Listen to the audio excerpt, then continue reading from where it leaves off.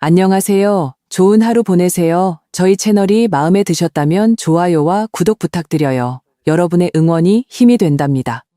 자, 이제 실화를 하나 들려드릴게요. 제주도 별장과 15억. 제 아들은 제주도에 호화로운 집을 샀다며 제게 주택담보대출 서류를 내밀었습니다. 어머니, 이제껏 충분히 모으셨잖아요. 이제 가족을 도울 때예요. 저는 거절했습니다. 그러자 아들은 저를 상대로 15억 원의 소송을 걸었습니다. 하지만 재판 당일 판사님은 아주 간단한 질문 하나를 던졌습니다. 차가 식은 지는 오래되었지만 저는 온기도 맛도 느끼지 못한 채 찻잔을 들고 창밖만 바라보고 있었습니다. 유리창 너머로 아침 안개가 서서히 걷히며 이웃집 화단이 보였습니다. 몇 주째 가지치기를 하려고 마음만 먹고 손을 대지 못했던 바로 그 장미들이었습니다. 세상 모든 것이 일시정지 버튼을 누른 것처럼 멈춰 있었습니다. 공기 중에는 중요하지만 불쾌한 일을 앞둔 듯한 긴장감이 맴돌았습니다. 62의 나이에 저는 모든 것이 멎는 순간이 불길한 징조라는 것을 이미 알고 있었습니다. 불행은 늘 고요함 속에서 가장 자주 스며드는 법이니까요. 초인종이 울린 것은 정확히 9시 반이었습니다. 저는 현관문 렌즈로 확인하러 가지도 않았습니다. 민준이라는 것이 분명했으니까요. 그는 항상 똑같은 자세로 서 있습니다. 어깨는 뒤로, 턱은 앞으로, 마치 회사 회의에 참석한 것처럼요. 어머니 집 문턱에서 말입니다. 그의 옆에는 언제나처럼 며느리 서아가 있었습니다. 아침 일은 시간님에도 미용실에서 막 나온 듯한 머리에는 흐트러진 머리카락 한 올 없었습니다. 그녀의 손에는 가죽 서류철이 들려 있었는데 마치 방패라도 되는 양가슴에 꼭 껴안고 있었습니다. 어머니, 좋은 아침이에요. 민준이가 늘 짓던 비즈니스 미소를 띠며 말했습니다. 그 미소에서는 온기 대신 연습된 정중함의 냉기가 느껴진 지 오래였습니다. 커피 사왔어요.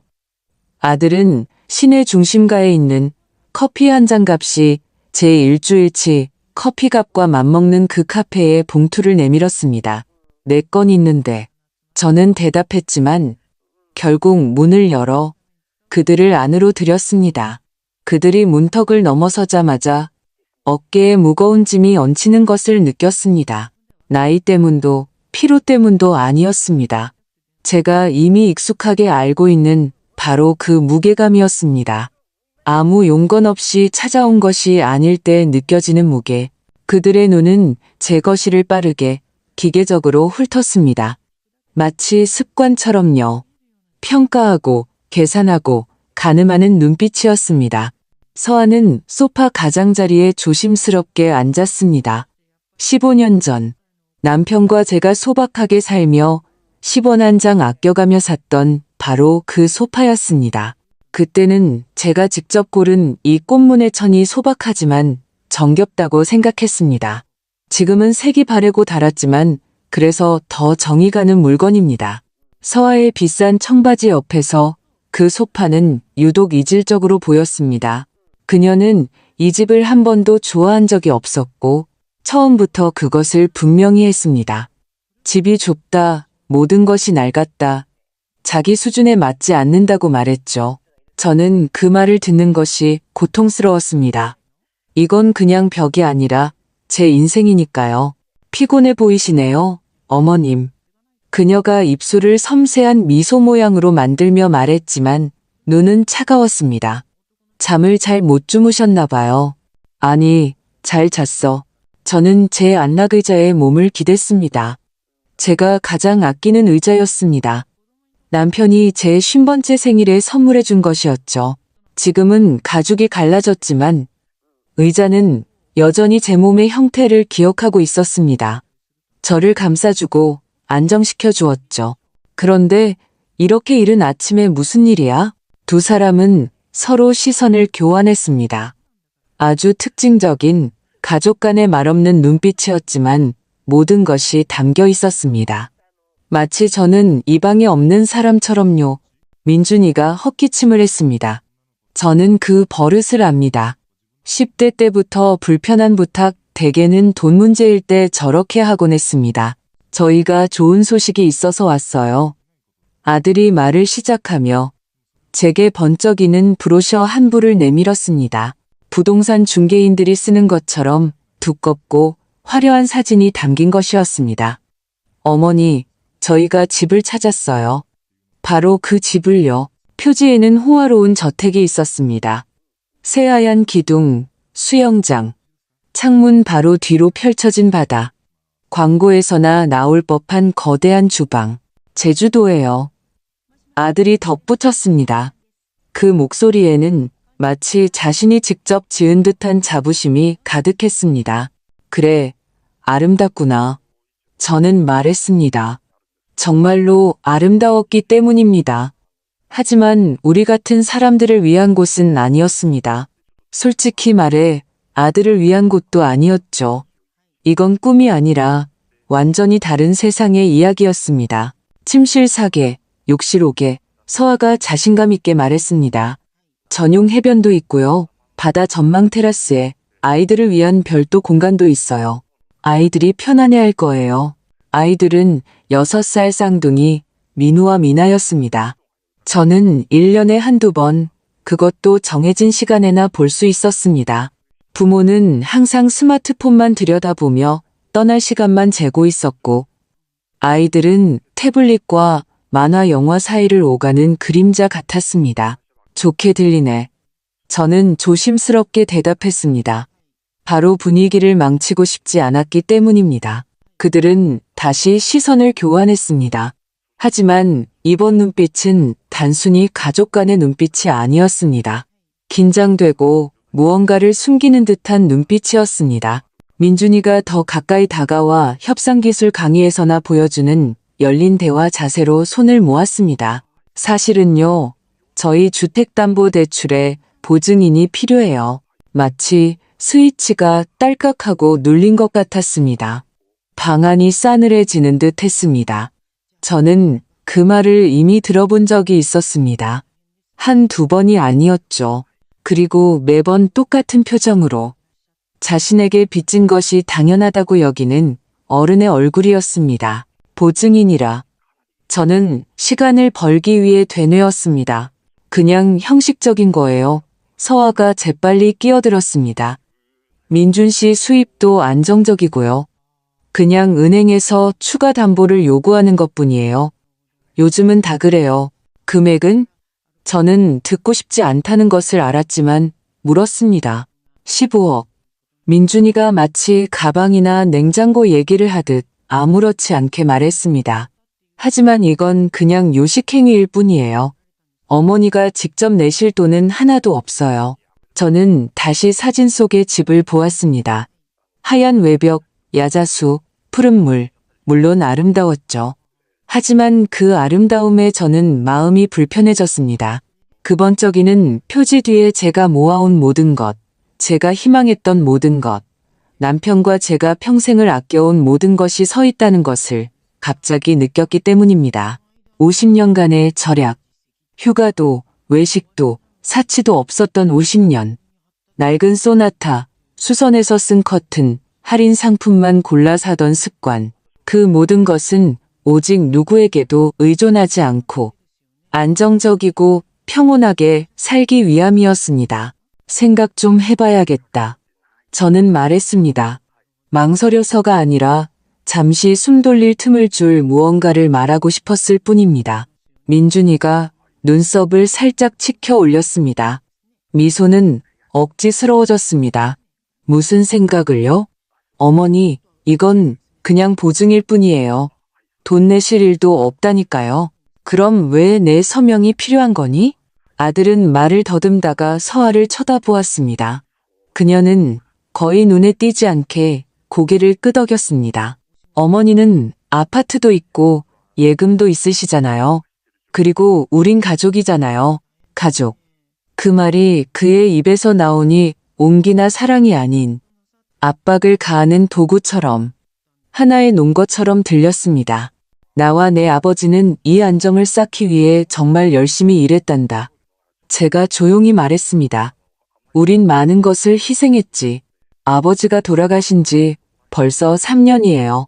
민준이가 퉁명스럽게 대답했습니다. 아버지가 이걸 쓰실 일은 없어요. 숨쉬기조차 힘들어졌습니다. 남편은 심근경색으로 갑작스럽게 세상을 떠났습니다. 우리가 막 은퇴 후의 삶을 꿈꾸기 시작했을 때, 우리 자신을 위해 살기 시작했을 때였습니다.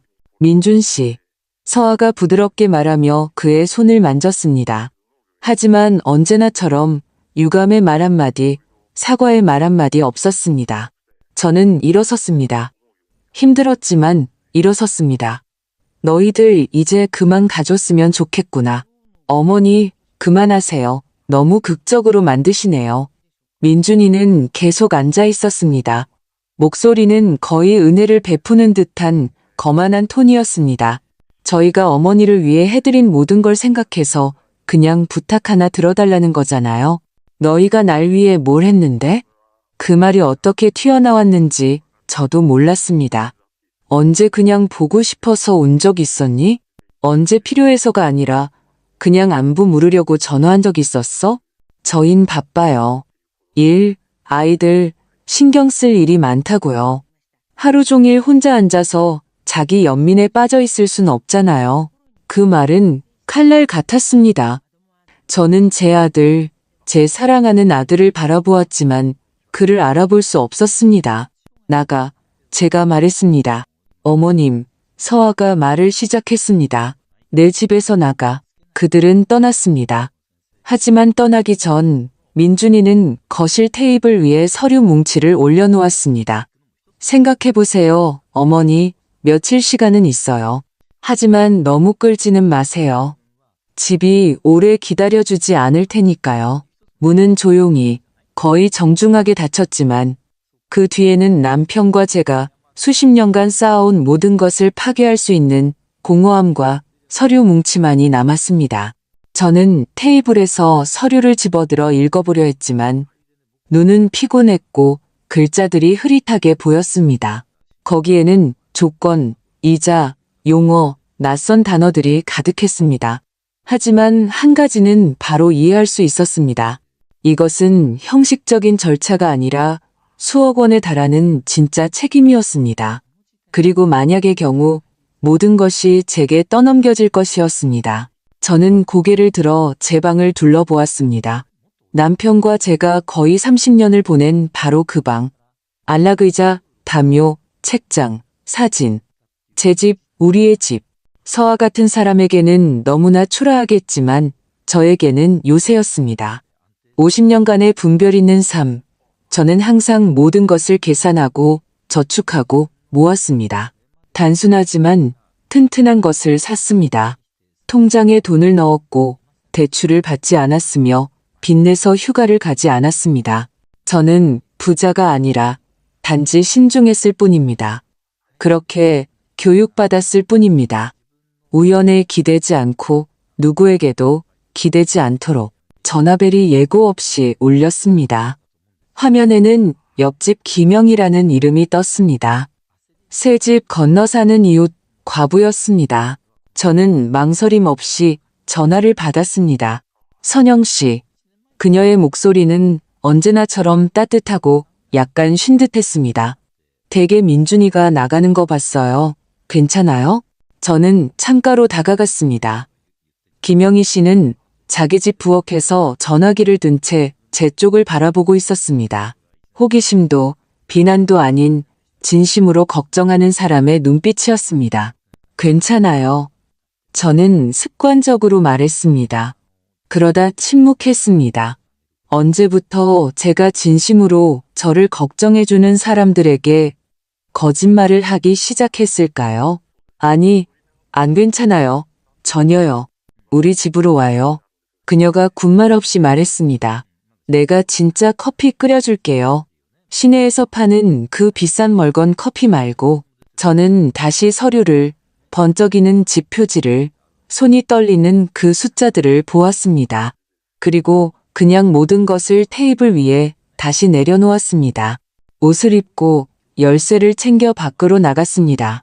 오랜만에 저는 뒤돌아보지 않았습니다. 김영희 씨의 집에서는 계피와 갓 내린 커피 향이 났습니다. 남편이 아침마다 낡은 주전자로 끓여주던 바로 그 향이었습니다. 테이블에는 그녀가 가장 아끼는 할머니에게서 물려받았다는 찻잔 세트가 놓여 있었습니다. 하얗고 푸른 가장자리에 꽃무늬가 그려진 얇은 도자기였습니다. 그 안에는 너무나 소박하고 조용한 배려가 담겨 있어서 갑자기 마음이 한결 가벼워졌습니다. 앉아요. 그녀가 창가 의자를 가리키며 말했습니다. 얘기해봐요. 대개 아들이 또 무슨 일을 저질렀어요? 우리는 그녀가 남편과 사별하고 이사 온 후로 8년째 알고 지내는 사이였습니다. 우리의 우정은 단번에 생긴 것은 아니었지만 산책과 대화, 설탕 2스푼을 빌려주는 것 같은 소소한 일들 속에서 단단해졌습니다. 같은 일을 겪은 여자들 사이에 말없는 이해가 있었습니다. 3 이후의 3. 아들이 주택담보대출 보증을 서달래요. 저는 찻잔을 받으며 말했습니다. 15억 원짜리요. 제주도에 있는 집, 바다, 수영장, 욕실 5개. 김영희 씨의 손이 찻잔과 함께 허공에서 멈췄습니다. 뭐라고 하던가요? 그냥 형식적인 절차라고요. 선영 씨. 그녀의 목소리는 단호하고 자신감 있게 변했습니다. 그녀의 전직이 교감 선생님이었던 것처럼요. 그런 큰 돈과 관련된 일 중에 그냥 형식적인 건 없어요. 생각해보겠다고 하고 그들을 내보냈어요. 잘했어요. 그녀는 자리에 앉았습니다. 그녀의 눈에는 거의 전문가다운 집중력이 서려 있었습니다. 당신 직감은 뭐라고 해요? 직감. 제가 마지막으로 그 소리에 귀를 기울인 게 언제였을까요? 언제부터 그것을 믿지 않게 되었을까요? 왜 갑자기 민준이의 자신감 넘치는 목소리가 제 내면의 느낌보다 더 무게 있게 느껴졌을까요? 이건 함정이라고 말해요. 저는 솔직하게 말했습니다. 만약 제가 서명하면 남편과 제가 수년간 모아온 모든 것을 잃게 될 거라고요. 그렇다면 왜 그걸 고민하고 있는 거예요? 그 질문은 단순하게 들렸지만 그 안에 모든 것이 담겨 있었습니다. 왜? 그는 제 아들이니까요. 저는 33년 동안 그를 위해 사는 방식으로 살아왔으니까요. 아니라고 말하고 그의 서운함을 견디는 것이 돈을 잃는 것보다 더 두려우니까요. 지쳤어요. 제가 조용히 말했습니다. 아들과 다투는데 지쳤어요. 아들이 원하는 걸 주지 못할 때 나쁜 사람이 되는 게 지쳤어요. 김영희 씨가 제 손 위에 자신의 따뜻하고 차분하고 진실된 손을 얹었습니다. 선영 씨, 자신을 지키고 싶다고 해서 나쁜 사람이 되는 건 아니에요. 누군가를 편하게 해주기 위해 자신을 파괴할 필요는 없어요. 하지만 그는 제 아들이에요. 그리고 당신은 그의 어머니죠. 그가 마지막으로 그 사실이 중요한 것처럼 행동한 게 언제였어요? 그 질문은 저를 때렸습니다. 대답할 말을 몰랐기 때문입니다. 그가 마지막으로 그냥 전화한 게 언제였죠? 제 안부를 물은 게 언제였죠? 어딘가에 초대해 준 게 언제였죠? 3년 전에요. 저는 겨우 말을 뱉었습니다. 남편 장례식 때. 그때 제 손을 잡아줬어요. 김영희 씨는 이해와 고통이 담긴 표정으로 고개를 끄덕였습니다. 슬픔은 여러 가지 모습을 하고 있죠. 어떤 사람들은 더 가까워지지만 어떤 사람들은 그녀는 창밖을 보았습니다. 어떤 사람들은 남의 재산을 세기 시작하죠. 그가 미리 계획했다고 생각하세요? 내 생각에 그는 당신이 3년 동안 혼자 사는 것을 지켜보면서 계산을 했을 거예요. 당신에게 아파트가 있고 저축이 있다는 걸 봤겠죠. 그는 멍청하지 않아요. 단지 그것을 하나의 자원으로 인식하는 법을 배웠을 뿐이죠. 마치 창문이 활짝 열리고 찬바람이 심장을 스치고 지나가는 것처럼 추워졌습니다. 그 서류들을 다시 봐야겠어요. 제가 말했습니다. 같이 가줄까요? 아니요. 제 목소리는 제가 예상했던 것보다 더 단단하게 들렸습니다. 이건 제가 혼자 해야 할 일이에요. 저는 가슴에 무거운 짐을 안고 그녀의 아파트를 나섰지만 더 이상 혼자가 아니었습니다. 그녀가 물리적으로는 아니지만 마치 벽처럼, 지지대처럼 곁에 있다는 것을 느꼈습니다. 제가 돌아왔을 때 모든 것은 그대로 놓여 있었습니다. 브로셔, 서류 뭉치, 모든 것이 제 결정을 기다리고 있었습니다. 저는 앉아서 읽기 시작했습니다. 그냥 훑어보는 것이 아니라 읽고, 파고들고, 분석했습니다. 단어 하나하나, 줄 하나하나. 보증인은 연대 책임을 진다. 주채무자가 의무를 불이행할 경우 채권자는 보증인에게 전액을 청구할 권리를 가진다. 속이 차갑게 식었습니다. 이건 형식적인 절차가 아니었습니다. 부탁도 아니었고 보증도 아니었습니다. 이것은 남의 꿈에 서명하는 것이었고 만약 잘못되면 제가 지불해야 하는 것이었습니다. 제 돈으로, 제 집으로, 제 인생으로. 저는 전화기를 들어 민준이의 번호를 눌렀습니다. 그는 바로 받았습니다. 어머니, 전화하실 줄 알았어요? 서류 보셨어요? 봤어. 저는 차분하고 또렷하게 말했습니다. 제 목소리가 이렇게 평온하게 들리는 것에 저 자신도 놀랐습니다. 그리고 질문이 좀 있어. 물론이죠. 물어보세요. 뭐가 이해가 안 되세요? 여기 연대 책임이라는 항목. 그게 무슨 뜻인지 설명해 주렴. 잠시 멈춤. 그건 그냥 표준 문구예요. 별거 아니에요, 어머니. 그게 무슨 뜻이냐고? 다시 잠시 멈춤. 더 길게. 그건 만약 저희가 갑자기 갚지 못하게 되면 이론적으로 은행이 어머니께 요청할 수 있다는 뜻이에요. 하지만 그럴 일은 없을 거예요. 만약 그렇게 되면? 만약 내가 갚지 못하면? 어머니, 왜 그러세요? 너무 안 좋게만 생각하시네요. 대답해. 내가 갚지 못하면 그 다음은 어떻게 되니?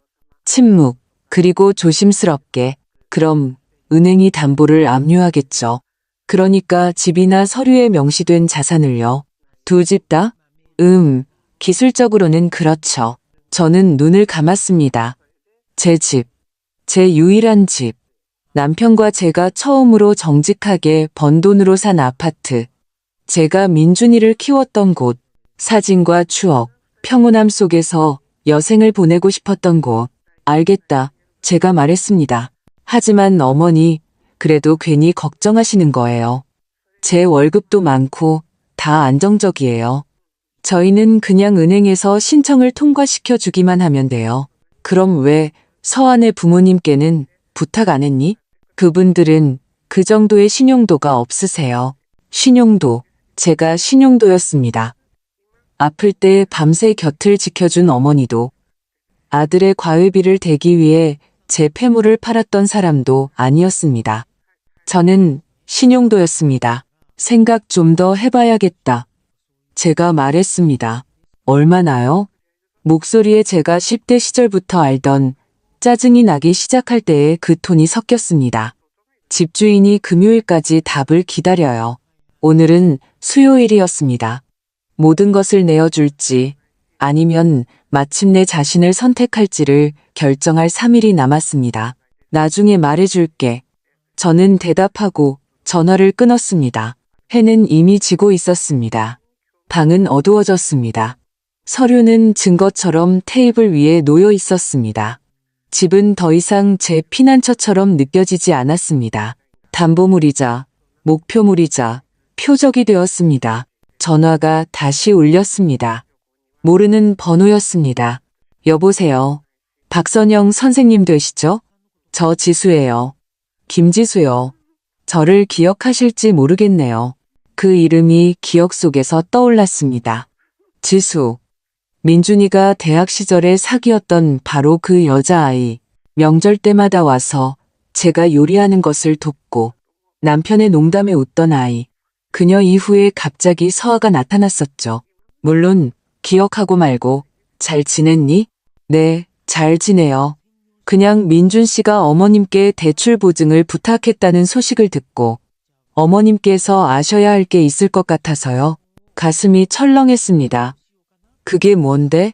직접 뵙고 말씀드리는 게 좋겠어요. 전화로는 좀, 우리는 다음날 시내 카페에서 만나기로 약속했습니다. 전화를 끊고 저는 어둠 속에 앉아 있었습니다. 창문에는 제 얼굴만 비쳤고 머릿속에서는 그녀가 뭘 알고 있을까? 내가 모르는 뭘이라는 생각만이 맴돌았습니다. 서류는 여전히 밝고 번쩍이며 매력적으로 제 앞에 놓여 있었습니다. 하지만 이제 그것은 제안이 아니라 경고였습니다. 기회가 아니라 위협이었습니다. 하지만 지난 며칠 동안 처음으로 저는 두려움이 아닌 분노를 느꼈습니다. 지수와 만나기로 한 카페는 일부러 옛날 분위기를 낸 곳이었습니다. 나무 테이블, 등나무 조명, 조용한 음악, 그리고 실제 가격보다 3배는 비싼 커피. 저는 약속 시간보다 일찍 도착해 창가 구석 자리를 잡고 차를 한 잔 시켰습니다. 심장이 커피 때문이 아니라 예감 때문에 더 크게 뛰는 것 같았습니다. 지수는 약속한 10시 정각에 들어왔는데 거의 변하지 않은 모습이었습니다. 여전히 아담하고 단정하며 사람을 편안하게 하는 조용한 자신감이 있었습니다. 머리는 단정한 단발머리로 더 짧아졌고 옷차림은 군더더기 없는 정장 스타일이었습니다. 진지한 회사에서 일하는 것이 분명해 보였습니다. 박선영 어머님. 그녀가 맞은편에 앉으며 말했습니다. 와주셔서 감사해요. 네가 전화해줘서 고맙지. 저는 그녀를 유심히 보았습니다. 그녀의 얼굴, 눈빛에는 불안함과 단호함이 동시에 서려 있었습니다. 벌써 여러 해가 지났고 저한테는 원망 같은 건 없어요. 정말이에요. 하지만 민준 씨가 어머님께 보증인이 되어달라고 부탁했다는 걸 알게 됐을 때 제가 아는 걸 말씀드려야겠다고 생각했어요. 어머님께서 모든 상황을 알고 계셔야 하니까요. 어떻게 알게 됐니? 저는 지금 법무법인 한결에서 일해요. 부동산 관련 사건을 담당하죠. 민준 씨가 사려는 제주도 집. 저희가 매도인을 알아요. 저희 오랜 고객이거든요. 이번 거래에서 저희가 그분을 대리하는 건 아니지만 상황이 어떻게 돌아가는지는 알고 있어요. 지수는 스마트폰을 꺼내 화면 잠금을 풀고 제게 사진 한 장, 신용보고서를 보여주었습니다. 거기에는 제 아들 이름으로 된 대출 신청 거절 기록이 있었습니다. 민준 씨의 신청서는 3주 전에 거절됐어요. 그녀가 차분하게 말했습니다. 부채 부담이 너무 높아요. 신용카드 빚이 많고 자동차 할부금도 마이너스 상태예요. 지금 사는 아파트 대출금도 이미 연체된 상태고요. 주변 세상이 기우는 듯 했습니다. 귀에서 윙윙거리는 소리가 났습니다.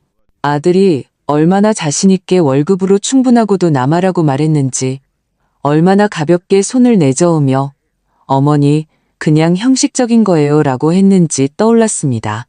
아들은 모든 게 괜찮다고 그냥 서명만 필요하다고 했어 제가 속삭였습니다.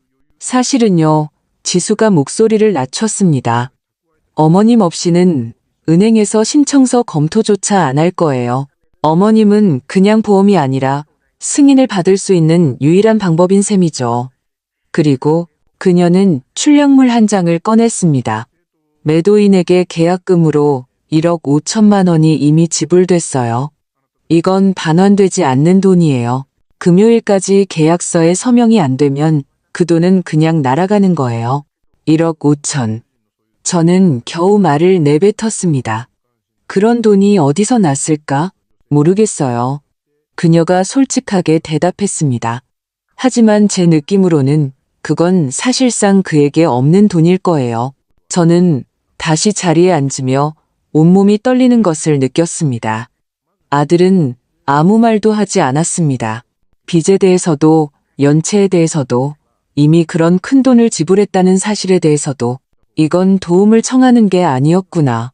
제가 천천히 말했습니다.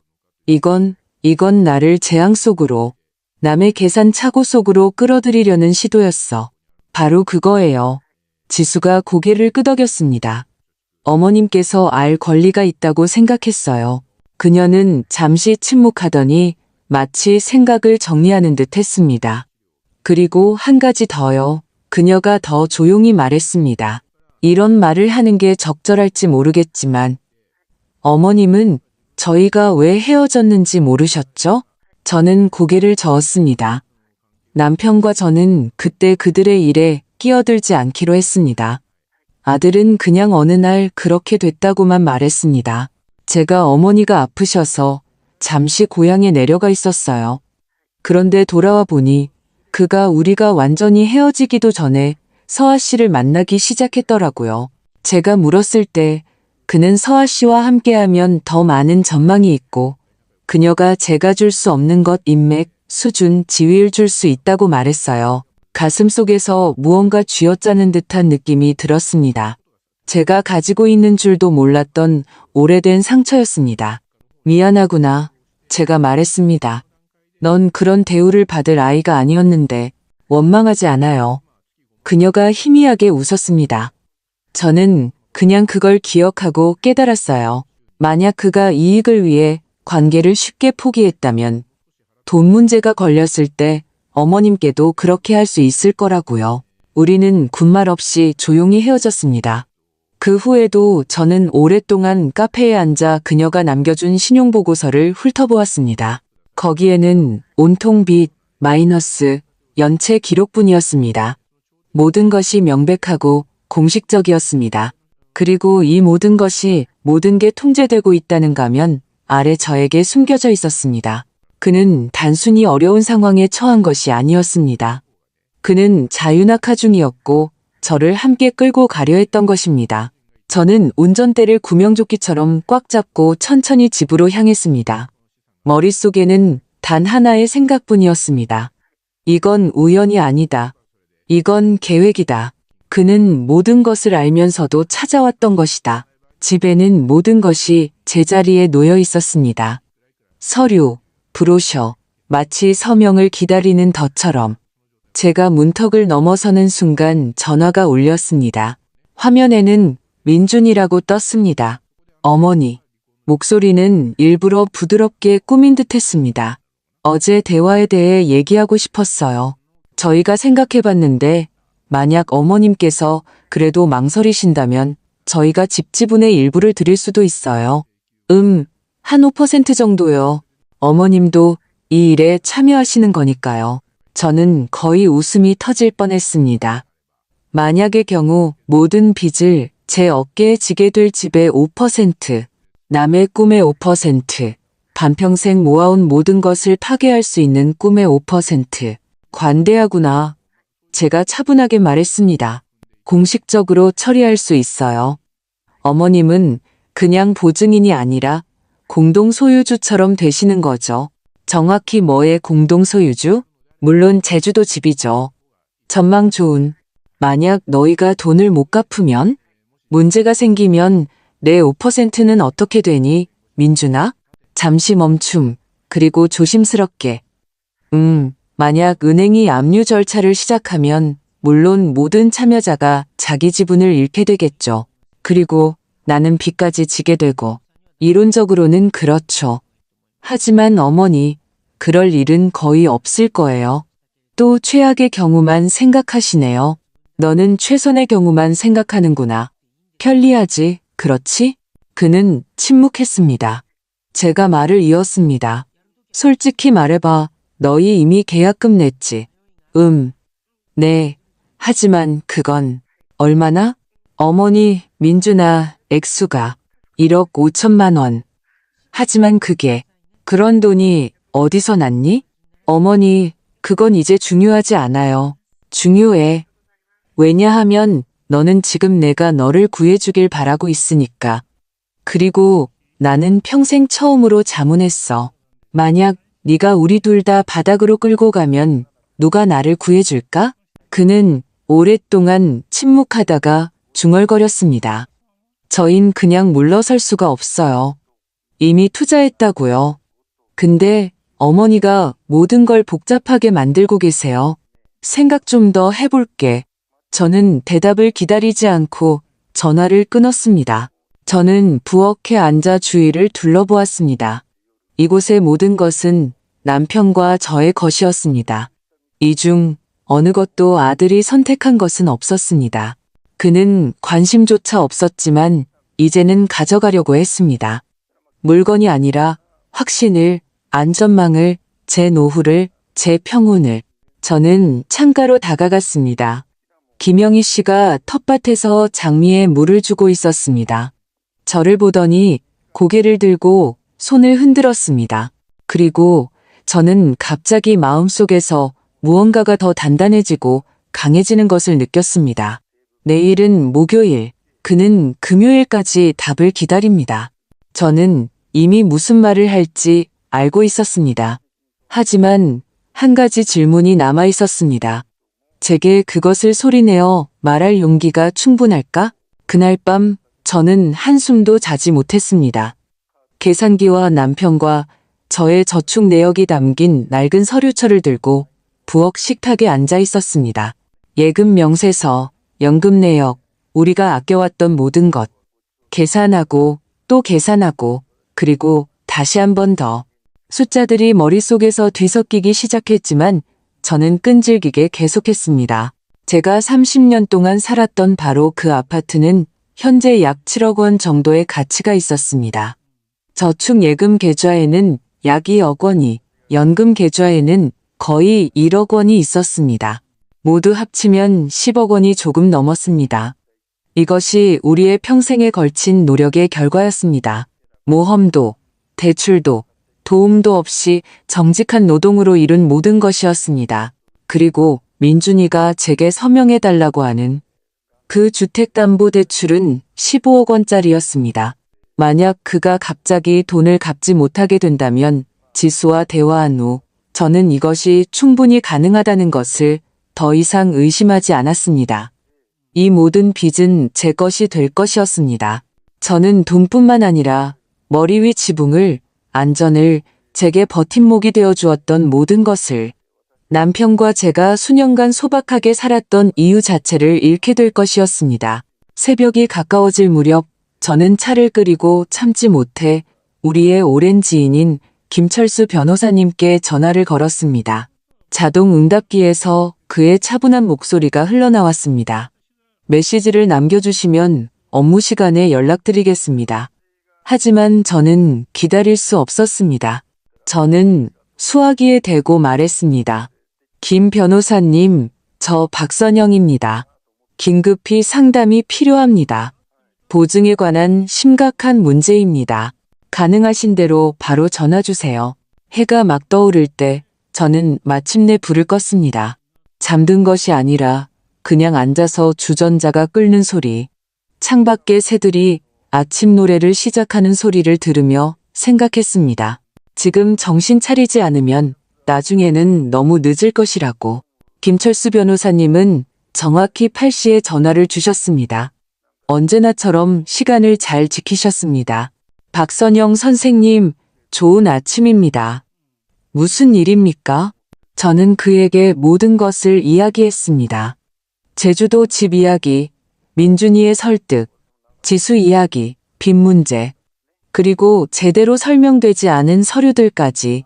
그는 묵묵히 들으며 가끔 날짜, 금액, 세부 사항을 확인했습니다. 제가 말을 마치자 그는 아주 간단하게 말했습니다.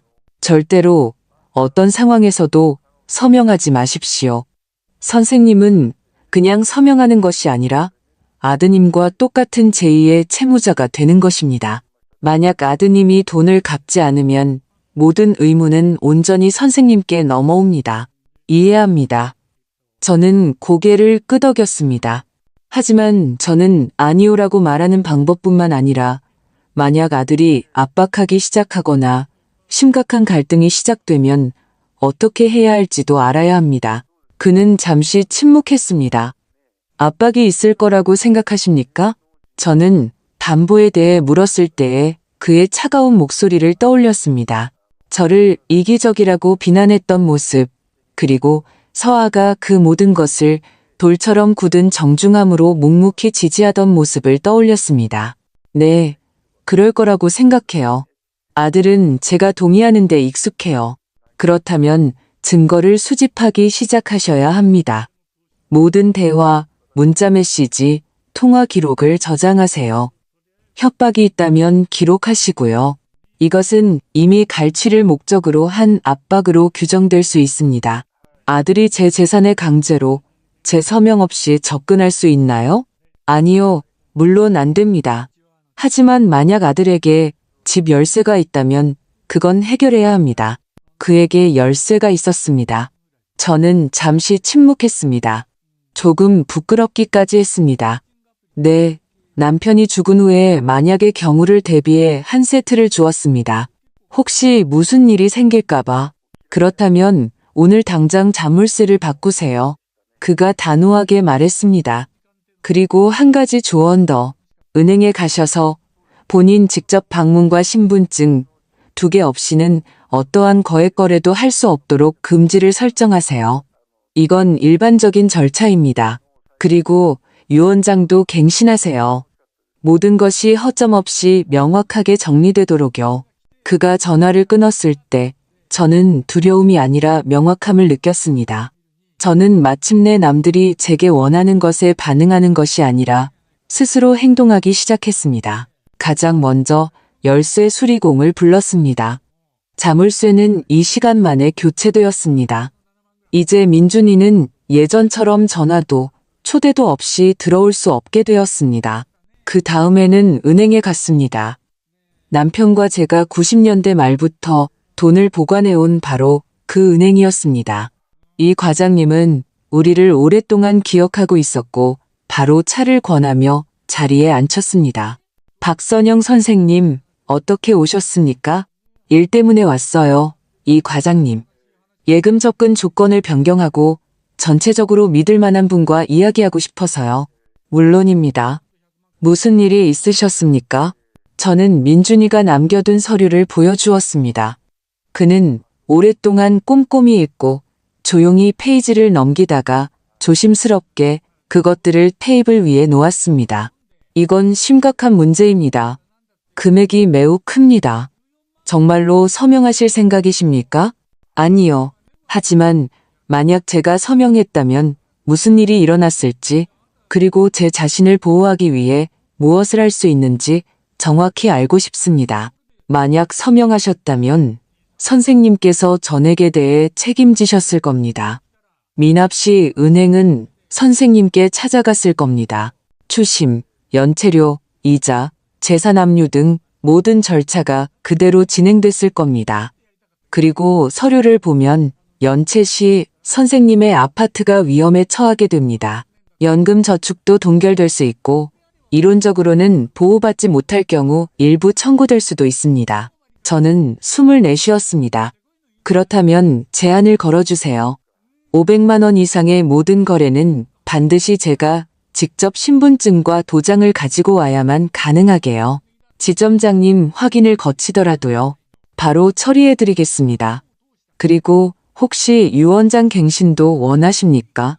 저희 지점에 법률 자문위원이 있습니다. 원해요. 예약 좀 잡아주세요. 은행을 나섰을 때 밖에는 밝은 햇살이 비치고 있었습니다. 가벼운 바람이 불었고 저는 갑자기 제가 더 이상 희생자가 아니라는 것을 깨달았습니다. 그저 도와달라고, 서명만 해달라고, 거절하지 말아달라고 불려다니던 사람이 아니었습니다. 저는 경계를 설정하고 아니오라고 말하는 사람이었습니다. 이것은 새로운 느낌이었지만 아주 올바른 느낌이었습니다. 제가 막 주전자를 올리고 있을 때 민준이가 나타났습니다. 창밖으로 그를 보았습니다. 자신감 있는 걸음걸이, 긴장된 얼굴. 문으로 다가와 손잡이를 당겼습니다. 아무 일도 없었습니다. 다시 한번 당기더니 문을 두드렸습니다. 어머니, 문이 안 열려요. 저는 잠시 망설였습니다. 그를 조금 서 있게 내버려 두었습니다. 생각할 시간을 주었습니다. 그리고 문을 열었습니다. 그는 당황한 얼굴로 서 있었습니다. 열쇠가 안 맞아. 자물쇠 바꿨어? 응, 오늘 아침에. 왜? 여긴 내 집이니까. 그리고 누가 들어올 수 있는지는 내가 결정하기로 했어. 그의 얼굴에 짜증이 스쳐 지나갔지만 그는 그것을 재빨리 정중함 뒤로 숨겼습니다. 무슨 보안 문제라도 생겼어요? 아니, 그냥 누가 언제 들어올지, 내가 직접 결정하고 싶어서. 어머니, 저를 불안하게 하시네요. 이 모든 게 그 집 때문이죠? 들어와. 얘기 좀 해야겠다. 그는 들어오자마자 거실 테이블 쪽을 쳐다보았습니다. 서류는 제자리에 있었습니다. 제가 이미 모든 것에 서명했을 거라고 기대했던 것이 분명했습니다. 결정하셨어요? 결정했어. 저는 소파를 가리켰습니다.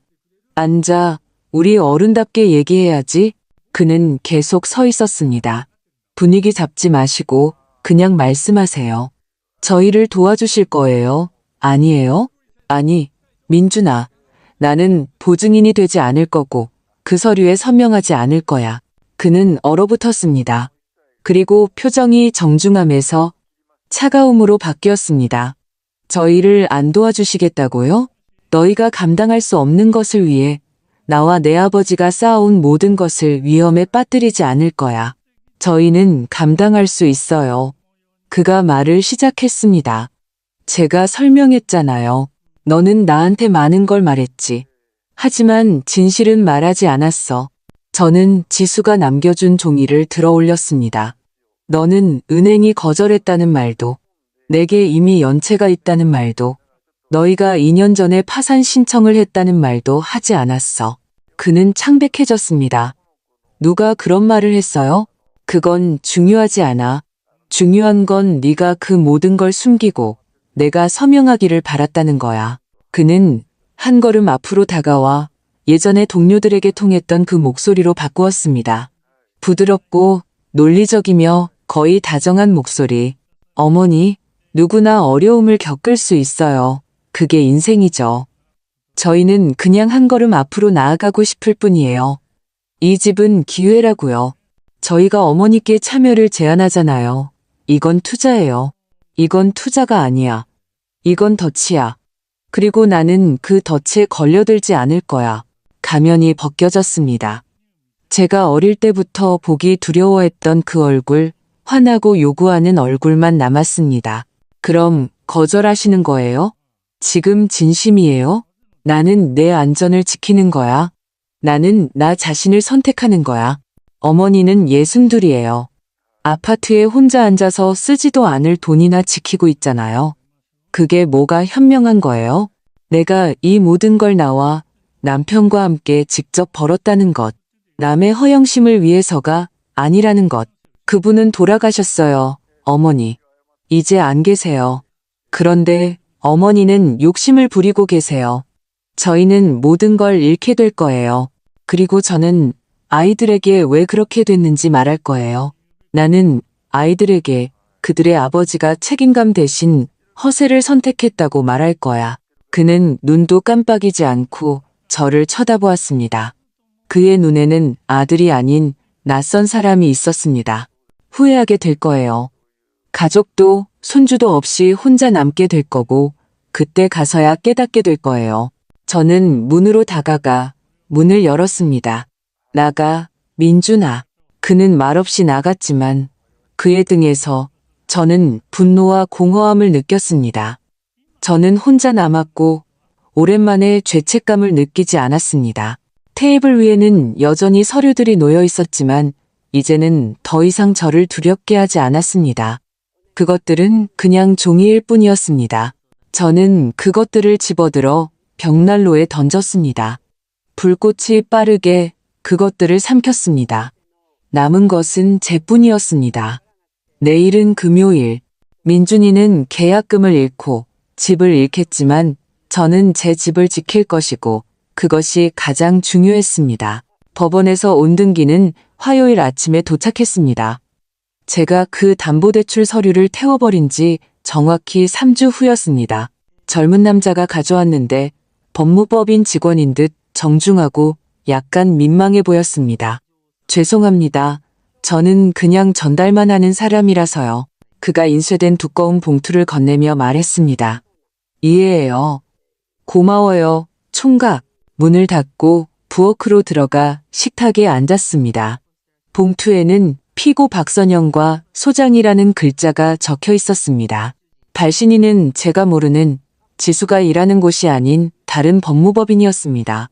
봉투를 열어 페이지를 훑었습니다. 건조한 법률 용어들이었지만 핵심은 명확했습니다. 민준이가 저를 상대로 소송을 건 것이었습니다. 청구 금액은 15억 원. 그는 제가 구두로 보증을 약속했고 그들이 제 지원을 믿고 일을 진행했는데 제가 갑자기 거절하여 재정적 손해를 입혔다고 주장했습니다. 저는 히스테리도 눈물도 없이 끝까지 다 읽었습니다. 그냥 읽었습니다. 그리고 다시 김철수 변호사님께 전화를 걸었습니다. 아드님이 구두 합의가 있었다고 주장하는군요. 제가 요점을 다시 설명하자 그가 되물었습니다. 네. 말도 안 되는 소리입니다. 그가 거의 혐오스럽다는 듯이 말했습니다. 설령 선생님께서 전화로 무언가를 약속하셨다 해도 그것만으로는 부족합니다. 이런 금액에 대해서는 오직 서면 약정만이 유효합니다. 그는 선생님께서 겁을 먹을 것이라고 계산하고 있는 겁니다. 만약 제가 겁먹지 않으면요. 그렇다면 우리는 법정에 가서 이 주장을 박살낼 겁니다. 그는 법률 전문가가 아닙니다. 스스로 무덤을 파고 있는 겁니다. 전화를 끊고 저는 공포나 두려움을 느끼지 않았습니다. 오직 피로감과 놀라운 안도감만이 있었습니다. 모든 것이 제자리를 찾은 것 같았습니다. 민준이는 더 이상 설득하거나 부탁하거나 압박하려 하지 않았습니다. 그는 자신이 누구인지를 보여주었습니다. 실수를 저지르는 아들이 아니라 자신이 원하는 것을 얻기 위해 제 어머니를 상대로 소송을 걸 준비가 된 사람이었습니다. 5분 후 전화가 울렸습니다. 그의 번호였습니다. 저는 전화를 받았습니다. 어머니, 제가 보기엔 이미 다 보신 것 같네요. 봤어? 저는 일이 법정까지 가길 원치 않았어요. 하지만 어머니께서 저를 그렇게 만드셨어요. 네가 너 자신을 그렇게 만든 거야. 나는 그냥 아니라고 말했을 뿐이야. 저희는 어머니의 지원을 믿고 있었어요. 어머니께서 도와주실 거라는 암시를 주셨기 때문에 저희는 약속을 이행했어요. 그런데 갑자기 모른 척 하셨잖아요. 나는 생각해 보겠다고 했어. 그리고 나중에 솔직하게 아니라고 말했지. 우린 가족이잖아요, 어머니. 저는 침묵했습니다. 만약 망신을 당하고 싶지 않으시다면 그가 이미 억제된 목소리로 말을 이었습니다. 저희에게 양보하실 수 있어요. 그냥 계약금 그 1억 5천만 원만 보상해 주시면 소송을 취하할게요. 모든 게 끝날 거예요. 저는 쓴웃음을 지었습니다. 기쁨이 아닌 씁쓸함에서 나온 웃음이었습니다. 그러니까 너는 내가 내 집을 위험에 빠뜨리기를 거절한 것에 대해 너희에게 돈을 지불하길 바라는 거니? 저는 모든 것이 조용히 평화롭게 해결되길 원해요. 재판은 언제나 진흙탕 싸움이에요. 어머니께서 그런 걸 원하세요? 너는 원하니? 네, 어머니를 상대로 소송을 거는 걸. 무엇 때문에? 어머니가 남의 모험에 서명하기를 원치 않았다는 이유로? 저는 정의를 추구하는 겁니다. 너는 돈을 추구하는 거야. 그는 침묵했습니다. 그럼 법정에서 보자. 제가 말하고 전화를 끊었습니다. 저는 부엌에 앉아 있었습니다. 차는 식어가고 있었습니다. 창밖의 바람이 커튼을 흔들었습니다. 저는 창밖을 보며 불안도, 서운함도 아닌 명료함을 느꼈습니다. 마치 모든 것이 제자리를 찾은 것 같았습니다. 그리고 이제 제게는 누구를 지켜야 하는지에 대한 의심이 더 이상 없었습니다. 돈도 벽도 아닌 바로 저 자신을.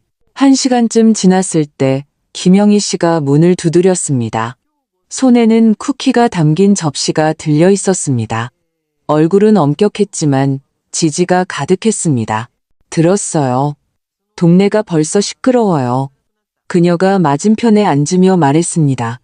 절대 사과할 생각은 하지 마요. 그럴 생각 없어요. 아들이 당신을 상대로 소송을 걸다니 제정신이 아니에요.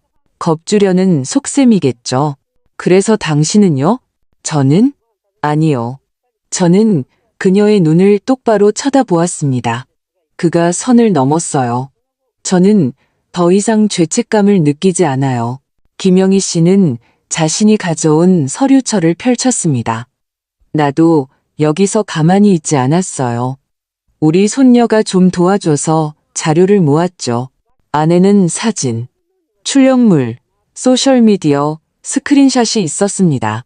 명품 쇼핑백을 든 서아, 고급 레스토랑에서 찍은 사진들, 와인잔을 손에 든 민준이의 휴가 사진, 모두 지난 1년 동안의 것이었습니다. 날짜가 옆에 적혀 있었습니다. 과시적인 글귀들과 함께요. 이 모든 것이 그들이 겨우 살림을 꾸려나가고 있었다는 시기에 벌어진 일이었습니다. 이거 다 며느리 SNS 페이지에서 나온 거예요. 공개 계정이라 닫지도 않았더라고요. 날짜랑 장소도 다 있어요. 저는 페이지를 한 장 한 장 넘기며 가슴속에서 무언가 차갑게 식는 것을 느꼈습니다. 이것은 실수가 아니라 삶의 방식이었습니다. 남의 것을 쓰고 그 다음에 요구하고 그 다음에 불평하는. 더 있어요. 김영희 씨가 말했습니다. 이건 그들 파산 신청서 사본이에요. 2021년 사유는 의료비 지출, 시험관 아기 시술 비용이라고요. 하지만 그들은 이미 아이들이 있었잖아요. 바로 그거예요. 그들은 법정에서 선서하에 거짓말을 한 거예요. 그때 거짓말을 했다면 지금 거짓말하는 걸 뭐가 맑겠어요?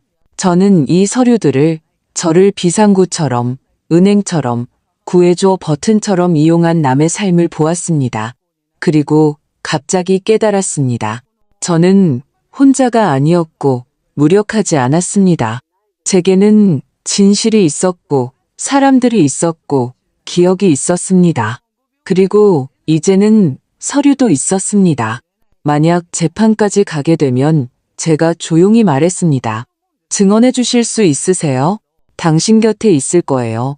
저뿐만 아니라 이 동네 전체가 당신 편에 설 거예요. 우리는 오랫동안 모든 걸 봐왔어요. 단지 당신이 예전에는 참았을 뿐이죠. 이제 저는 참을 생각이 없었습니다. 재판은 빠르게 잡혔습니다. 첫 번째 예비 심리는 2주 후에 열렸습니다. 낡고 벽이 벗겨지고 다리가 흔들리는 의자가 놓인 구청의 작은 회의실에서 진행되었습니다. 저는 김철수 변호사님과 함께 조금 일찍 도착했습니다. 그는 서류철을 들고 차분하게 말했습니다. 중요한 건 흔들리지 않는 겁니다. 변명하지 마세요. 선생님은 아무 빚도 지지 않았습니다. 알아요. 저는 고개를 끄덕였습니다. 민준이는 시작하기 1분 전에 도착했습니다.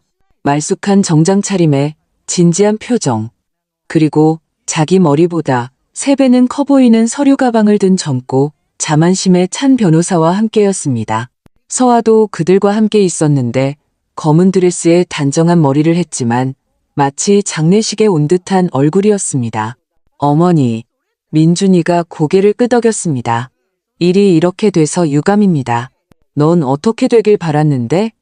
제가 차분하게 대답했습니다. 네가 소송을 걸었잖아. 나는 이제 엄마가 아니라 피고야. 존댓말을 쓰도록 해. 그는 움찔했습니다.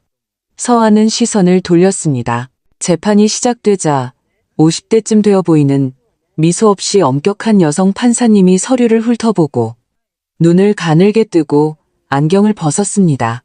원고 측에 묻겠습니다. 피고가 보증인이 되어주기로 약속했다고 주장하십니까? 네, 민준이가 단호하게 말했습니다. 저희는 구두 합의가 있었습니다. 저희는 그것을 기반으로 집구매를 진행했습니다. 그 합의에 대한 증거는 어디에 있습니까? 대화요. 저희는 함께 상의했습니다. 저희는 가족입니다. 그것만으로는 불충분합니다. 김 변호사님이 차분하게 말했습니다. 주택담보대출 보증 문제에 관한 구두 합의는 법적 효력이 없으며 소송의 근거가 될 수 없습니다. 민준이의 변호사가 무언가 반박하려 했고 어떤 법 조항을 읽기 시작하며 윤리적 규범에 호소했지만 판사님이 손을 들었습니다. 감정은 접어두고 사실관계에 집중합시다. 그녀는 제게로 돌아섰습니다. 피고 박선영 씨, 보증인이 되기로 약속했다는 것을 인정하십니까? 아니요.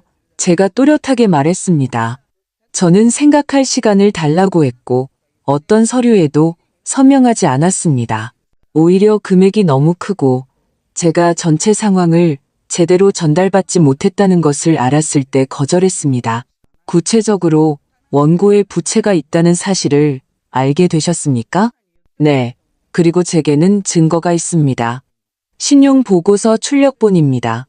또한 소위 어려운 상황이라고 주장하던 시기에 원고의 소비 행태를 보여주는 소셜미디어 스크린샷도 있습니다. 판사님은 서류를 받아 훑어보고 메모를 했습니다. 사건 기록에 첨부하겠습니다. 민준이는 주먹을 꽉 쥔 채 앉아 있었습니다. 서아는 책상만 쳐다보았습니다. 저는 오랜만에 제가 구석에 몰린 사람이 아니라 변명하는 사람이 아니라 경계를 설정하는 사람이라는 것을 느꼈습니다. 심리가 끝난 후 우리는 김 변호사님과 함께 밖으로 나왔습니다. 어떻게 생각하세요? 물러설까요? 두고 봐야죠. 아마 합의를 시도할 수도 있습니다. 이틀 후 서아에게서 전화가 왔습니다. 민준이가 아닌 바로 그녀였습니다. 어머님, 목소리는 정중했지만 더 이상 그렇게 차갑지는 않았습니다. 만나뵐 수 있을까요? 무슨 일로? 제가 개인적으로 말씀드리고 싶어서요. 공식적인 절차 없이요. 민준 씨는 제가 전화하는 거 몰라요. 우리는 공원 분수대 옆 벤치에서 만나기로 했습니다. 서아는 제 시간에 왔는데 언제나처럼 절제되고 단정한 모습이었습니다. 단지 눈빛에 무언가 흔들리고 있었습니다. 만나주셔서 감사해요. 할 말에 그녀는 숨을 내쉬었습니다. 저희는 일이 재판까지 갈 거라고는 예상 못했어요. 저는 정말로 민준 씨가 그냥 어머님과 이야기해서 어떻게든 합의를 볼 거라고 생각했어요. 그런데 그가 혼자 행동하기 시작했고 모두를 끌어들였어요. 그리고 이제는 너무 늦었어요. 늦지 않았어. 제가 말했습니다. 늦는 건 법원이 이 모든 걸 기각하고 그가 왜 제 어머니를 상대로 소송을 냈는지 설명해야 할 때겠지. 저는 모든 게 무너지는 걸 원치 않아요. 그녀가 갑자기 말했습니다. 저희는 아이가 둘이에요. 빚더미에 앉아 있고요. 저 자신도 이제 어디까지가 진실인지 모르겠어요. 그는 계속 어머님께서 자기를 배신했고 어머님 도움 없이는 저희가 모든 걸 잃게 될 거라고 말해요. 하지만 저는 이제 그가 어머님께 모든 진실을 말하는지 확신할 수 없어요. 그는 저에게도 거짓말을 했어요. 그리고 너는 침묵했니? 네, 침묵했어요. 그가 옳다고 생각했으니까요. 하지만 이제는 무서워요. 저는 그녀를 보았습니다. 한 여자, 한 어머니, 저와 똑같은, 하지만 다른 선택을 한. 그녀는 자신을 지키지 않았습니다. 그녀는 그를 따라 끝까지 갔고, 이제는 두려워하고 있었습니다. 그럼 그가 이 소송을 시작했을 때 왜 그를 막지 않았니? 막으려고 했어요. 그는 어머니가 돕기 싫으면 최소한 빚이라도 갚게 해야 한다고 말했어요. 그리고 그는 이미 서류를 제출해버렸어요. 제가 그를 설득할 수 없었어요. 그녀는 가방에서 종이 한 장을 조용히 꺼냈습니다. 은행에서 온 편지 사본이었습니다. 거기에는 연체 금액, 벌금 경고, 그리고 최종 상환 기한이 적혀 있었습니다. 일주일 후였습니다. 그 후에는 사건이 추심업체로 넘어간다고 했습니다. 이게 사실이니? 제가 물었습니다. 네, 저희는 이미 감당할 수 없어요. 그는 여전히 시간을 끌며 고금리 소액 대출을 받고 있어요. 그리고 그녀는 침묵했습니다. 저 이혼 소송 제기했어요. 그녀가 갑자기 말했습니다. 저는 놀랐습니다. 3일 전에요. 싸움 없이 그냥 소장을 제출했어요. 저는 더 이상 이 일에 얽히고 싶지 않아요. 아이들이 아버지가 곁에 있는 사람들을 짓밟는 모습을 보는 걸 원치 않아요. 저는 그를 정말 사랑했지만 그는 망가졌어요. 아니면 원래 그런 사람이었을지도요. 그는 원래 그런 사람이 아니었어. 제가 조용히 말했습니다. 하지만 세월이 흐르면서 그렇게 됐지. 아무도 제때 그를 막지 않았으니까. 서아가 일어섰습니다. 저는 그냥 제가 그의 편이 아니라는 걸 말씀드리고 싶었어요. 그리고 저는 어머님께 불리한 증언을 하지 않을 거예요. 저는 고개를 끄덕였습니다. 고맙다, 서아야. 그리고 만약 언젠가 아이들 문제로 도움이 필요하면 살림에 관한 것이든 뭐든 그냥 전화하렴. 우리는 이제 아마도 남은 아니니까. 저는 그녀가 떠나는 모습을 보았습니다. 등은 꼿꼿했고 어깨는 긴장되어 있었지만 걸음걸이는 단호했습니다. 그녀는 자신의 선택을 했고 저도 마찬가지였습니다. 최종 재판은 금요일 오전 10시 정각으로 잡혔습니다. 저는 회색 코트를 입고 머리를 단정하게 묶고 중요한 일에 갈 때 항상 하던 차림으로 조금 일찍 도착했습니다. 김 변호사님이 이미 기다리고 있었습니다. 그의 손에는 두툼한 서류철이 들려 있었습니다. 증거, 증언, 서류들, 그리고 김영희 씨가 가져다 준 것과 서아가 전해준 그 명세서까지 포함되어 있었습니다. 민준이는 시작 5분 전에 도착했습니다. 혼자였습니다. 서아도 변호사도 없이 출력물이 삐져나온 두툼한 서류철만 들고 있었습니다. 창백하고 얼굴은 피곤했으며 눈은 잠을 못 자 푸르스름했습니다. 그의 사정이 아주 좋지 않다는 것이 분명해 보였습니다. 법정으로 불려 들어갈 때 그는 저를 쳐다보지도 않고 지나갔습니다. 저는 시선을 피하지 않았습니다. 제 마음속에는 이미 두려움도 서운함도 남아있지 않았고 오직 이해만이 있었습니다. 그가 스스로 이 길을 선택한 것이라고. 판사님은 같은 분이었고 여전히 사무적이고 절제되어 있었습니다. 재판을 시작하며 서류를 훑었습니다. 원고, 소송을 유지하십니까? 네, 민준이가 대답했습니다. 하지만 덧붙이고 싶은 것이 있습니다. 제 어머니, 즉 피고가 저에게 도움을 약속했음에도 불구하고 의도적으로 저축액을 숨겼다는 사실을 알게 되었습니다. 이것은 그녀의 불성실함을 보여줍니다. 저는 그녀가 구두 합의를 위반했다고 생각합니다. 김 변호사님은 일어나지도 목소리를 높이지도 않고 그저 차분하게 고개를 들었습니다. 재판장님, 원고에게 질문 하나 해도 되겠습니까? 하세요. 원고는 피고의 도움을 기대했다고 주장하십니까? 네. 거래를 논의하던 시점에 이미 원고의 신용등급이 부정적이었다는 사실을 알고 계셨습니까? 민준이는 머뭇거렸습니다. 그건 관계없습니다. 관계 있습니다. 저희는 원고가 서명을 요청하기 전에 이미 주택담보대출이 거절되었음을 증명하는 신용정보조회서를 제출했습니다. 더욱이 원고는 피고의 참여 보장도 없이 이미 계약금을 지불했습니다. 즉, 원고는 의식적으로 위험을 감수했고 이제 자신의 결정이 초래한 결과에 대해 어머니를 비난하고 싶은 겁니까? 판사님이 고개를 들었습니다. 원고, 답변하세요. 민준이는 침묵했습니다. 저희는 또한 원고와 그의 배우자가 주장하는 재정적 어려움과 일치하지 않는 생활 방식을 보여주는 사진 및 영상 증거를 제출했습니다. 김 변호사님이 말을 이었습니다. 이것은 이익을 얻기 위해 친족을 의도적으로 조종하려는 시도였음을 증명할 수 있습니다. 민준이가 벌떡 일어섰습니다.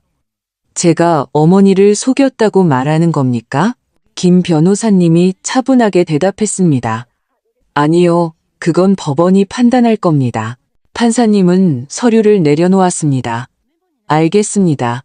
판결은 3일 후에 선고하겠습니다. 우리는 법정을 나왔습니다. 민준이가 출구에서 저를 따라잡았습니다. 어머니, 그가 말을 시작했습니다. 제가 아마 선을 넘었을지도 몰라요. 하지만 이해하시잖아요. 저는 절박했어요. 그리고 이제 너는 패배했어. 제가 대답했습니다. 재판에서 져서가 아니라 네가 배신했기 때문에. 그는 한 걸음 물러섰습니다. 마치 처음으로 제 안에서 다른 무언가를 본 것처럼, 어머니도 예비 지갑도 아닌 한 인간을 본 것처럼. 정말로 제가 어머니 인생의 일부가 아니길 바라세요, 민준아? 저는 한숨을 쉬었습니다. 나는 많은 것을 바랐어. 하지만 이제는 단 하나만 바랄 뿐이야. 나를 그냥 내버려 두는 것. 제가 사과하더라도요. 이미 늦었어. 그는 고개를 숙이고 돌아서서 가버렸습니다. 저는 법원 건물 앞에 서서 갑자기 등 뒤에서 수년간 짊어지고 있던 무거운 가방이 풀리는 것을 느꼈습니다. 그 안에는 죄책감, 두려움, 제 것이 아닌 빚들이 있었습니다. 그 모든 것이 땅에 떨어졌습니다.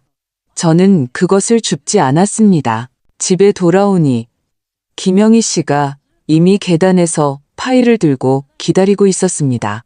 어땠어요? 모든 것이 정직하게 이루어졌어요. 제가 말했습니다. 이제 판결을 기다려야죠. 그리고 그는 스스로 모든 것을 망쳤어요. 저는 더 이상 미련이 없어요. 똑똑해요, 선영 씨. 정말로 그렇게 할 수 있는 사람 많지 않아요. 저는 파일을 받아들고 함께 올라갔습니다. 그리고 저녁에 설거지를 하고 있을 때 모르는 번호로 메시지가 왔습니다. 박선영 선생님, 안녕하세요. 저 크리스틴입니다. 민준 씨의 전 여자친구였어요. 그와 소송 중이라는 소식을 들었습니다. 말씀드리고 싶은 게 있습니다. 아마 도움이 될 만한 것이 있을 거예요. 부디 전화 주세요. 중요합니다. 저는 자리에 앉았습니다. 손이 떨렸습니다. 마치 과거에서 온 이름 같았습니다. 저는 크리스틴을 기억했습니다. 그를 진심으로 사랑했던, 그가 서아를 위해 아무 설명 없이 버렸던 바로 그 사람이었습니다. 저는 번호를 눌렀습니다. 여보세요. 안녕하세요. 목소리는 조용했지만 자신감이 있었습니다. 전화 주셔서 감사해요. 제가 끼어들고 싶지는 않지만 민준 씨가 어머님과 소송 중이라는 소식을 봤어요. 그리고 저는 놀라지 않았어요. 그는 언젠가 저에게 비슷한 짓을 했거든요. 법정에서는 아니었지만 그는 거래를 빙자해 제 명의로 대출을 받았어요. 저는 그때 어리고 사랑에 빠져 있었고 나중에 빚더미에 앉게 됐죠. 그는 사라졌어요. 왜 그때 말하지 않았니? 저는 순진했어요. 제가 다 해결할 수 있을 거라고 생각했죠. 나중에 결혼하고 제 삶을 살았어요. 하지만 그가 어머님께 하는 짓을 보고 깨달았어요. 그는 변하지 않았어요. 그는 항상 이용해요. 단지 예전에는 여자친구들을, 이제는 어머니를 이용할 뿐이죠. 서류가 남아있니? 네, 사본을 보내드릴 수 있어요. 보내줘. 중요해. 20분 후 메일함에는 오래된 계약서, 사본, 각서, 대화 내용이 도착했습니다. 그리고 그가 항상 똑같은 방식으로 다정하고 영리하게 신뢰를 통해 접근한 다음 모든 것을 다른 사람에게 떠넘겼다는 결정적인 증거가 있었습니다. 저는 모든 것을 출력해서 서류철에 넣었습니다. 재판은 거의 끝났지만 아마 완전히 끝난 것은 아닐지도 모릅니다. 법원의 판결은 3일 후인 월요일에 나왔습니다. 저는 혼자 갔습니다. 김 변호사님은 제 참석이 공식적으로 필요 없다고 미리 말했지만 저는 모든 것을 제 귀로 직접 듣고 싶었습니다. 판사님이 들어와 자리에 앉고 서류를 훑었습니다. 얼굴에는 언제나처럼 아무런 감정도 없었습니다.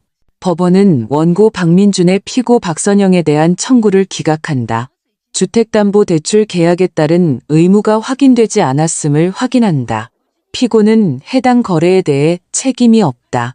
그 다음으로는 법률 용어들, 조항번호, 기한들이 이어졌습니다. 저는 들으면서도 믿을 수가 없었습니다. 진실을 의심해서가 아니라 이것이 끝났다는 사실 때문이었습니다.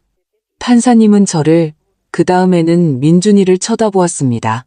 그는 결국 변호사 없이 청바지 차림에 어깨를 축 늘어뜨린 채 왔고 제 쪽을 쳐다보지도 않았습니다. 모두가 나간 후에도 그는 계속 앉아 있었습니다.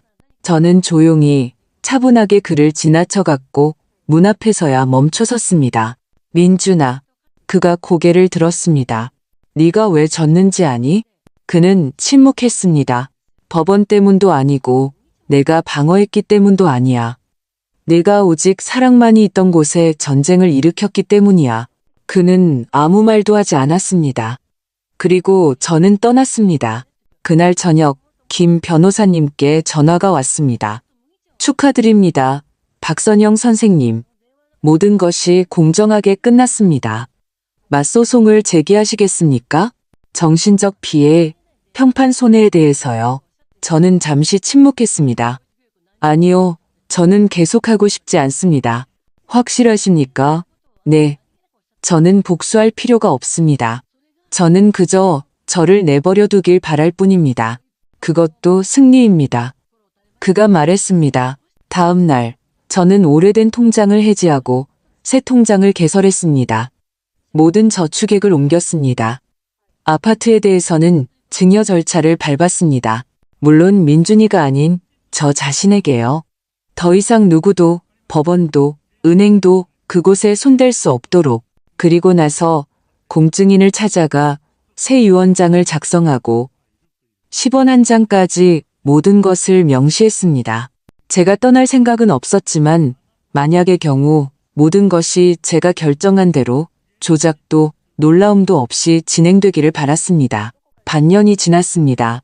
저는 더 이상 민준이나 서아에게서 소식을 듣지 못했습니다.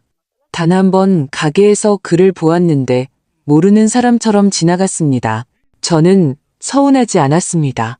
오히려 그가 아무것도 가져가려 하지 않고 웃지도 설득하지도 자신에게 빚졌다고 생각하지도 않은 것은 아마 처음이었을 겁니다. 그는 그냥 지나갔습니다. 그리고 그 안에 해방감이 있었습니다. 저는 이제 조용히 삽니다. 아침에는 발코니에서 차를 마시고 책을 읽고 집을 정리합니다. 가끔 김영희 씨를 찾아가고 가끔 그녀가 저를 찾아옵니다. 우리는 소소하게 서로를 돕습니다. 그리고 가끔 차를 마시다가 그녀가 갑자기 말합니다. 있잖아요, 선영 씨. 당신은 정말 강해요. 진짜로. 그렇게 할 수 있는 사람은 많지 않아요. 그러면 저는 웃습니다. 제가 더 나은 사람처럼 보이고 싶어서가 아니라 제가 단지 저 자신을 부서지게 내버려 두지 않았다는 것을 알기 때문입니다. 서아가 최근에 짧게 인간적으로 문자를 보냈습니다. 그때 악으로 갚지 않아주셔서 감사해요. 저는 아이들과 함께 있어요. 저희 잘 버티고 있어요. 만약 언젠가, 언제든 연락해요. 저는 읽고 답장하지 않았습니다. 화가 나서가 아니라 모든 말이 이미 끝났다는 것을 깨달았기 때문입니다. 지금 제 책상 서랍에는 바로 그 서류철이 놓여 있습니다. 서류 없이 텅 비어 있습니다. 저는 가끔 그것을 열어보고 제 자신에게 상기시킵니다. 신뢰는 서명이 아니라 선택이라고. 그리고 당신이 자신을 선택할 때 그것은 배신이 아니라 성숙이라고. 만약 누군가 그것을 이해하지 못했다면 그것은 더 이상 제 잘못이 아니라고. 이 이야기를 끝까지 들어주셔서 감사합니다. 이 이야기가 여러분의 마음에 와닿았다면 좋아요를 누르고 구독해주세요. 그리고 댓글로 여러분의 생각이나 비슷한 경험이 있었는지 꼭 알려주세요. 이는 영상이 더 널리 퍼지는 데 도움이 되고 제가 더 많은 이런 따뜻한 이야기를 만드는데 영감을 줍니다. 정말 감사합니다. 건강하시고 오래오래 행복하게 사세요.